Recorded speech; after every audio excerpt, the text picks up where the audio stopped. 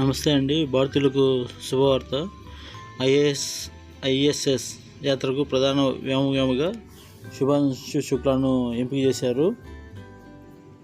భారత్ ప్రతిష్టాత్మకంగా తలపెట్టిన తొలి మానవ సహిత అంతరిక్ష యాత్ర గగనయాన్ కోసం ఇస్రో తీవ్ర కసరత్తు చేస్తున్నట్టు మనం ఈ మధ్యకాలంలో తెలుసుకున్నాము.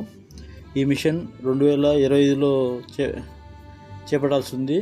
దీనికి ముందే అంతర్జాతీయ అంతరిక్ష కేంద్రం అంటే ఐఎస్ఎస్ మన వ్యోమగామి ఒకరు అక్కడికి వెళ్ళనున్నారు. ఈ అమెరికా, భారత్ ఇద్దరు కలిసి సంయుక్తంగా చేపడుతున్న ఈ మిషన్లో ప్రధాన వ్యోమగామిగా శుభాంశు శుక్లాను ఇస్రో ఎంపిక చేసింది. గగనయానికి ఎంపికైన 4 వ్యోమగాముల్లో ఈయనే అతి పిన్న వయస్కుడు కావడం విశేషం.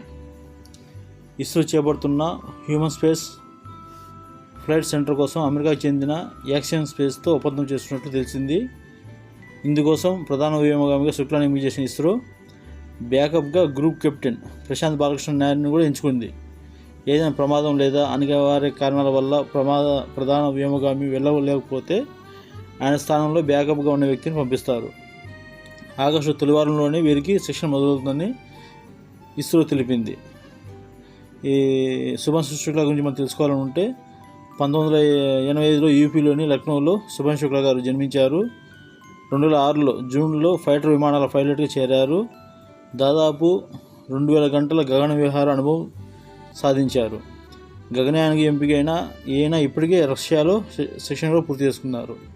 ప్రస్తుతం ఇస్రో సారథ్యంలోనే మరింత శిక్షణ పొందుతున్నారు.